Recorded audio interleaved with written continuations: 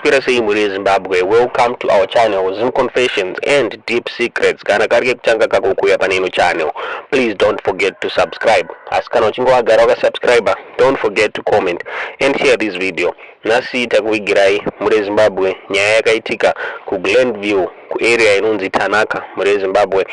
Kurunzi mushure mekunge supporter YeCCC yanonzi Tinashe Chitsunge Yakaurayiwa ne ma supporters ari kususpectwa muzangare Zanu-PF parikunzi police haina kumira, police yakabata basa. Kurunzi musi Wednesday manheru police yakapinda mu area iyi vatinoti MaBlack boots vaya hanzi vakapinda vachidisciplina vanhu vemu area iyi muri Zimbabwe.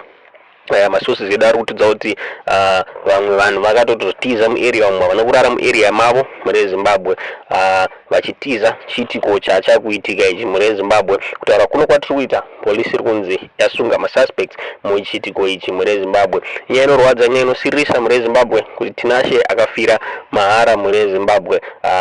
Zvisineiwo vakuru venyika vataura vachiti aiwa vakurudzira kuti tivhote murunyararo muri Zimbabwe uyezve tisawanikwe tichiva involved mu violence muri Zimbabwe. Ndo nyaya tatakuvigirai muzuva ranhasi. Tiudzei zvamuri kufunga pamusoro penyaya mu comment section.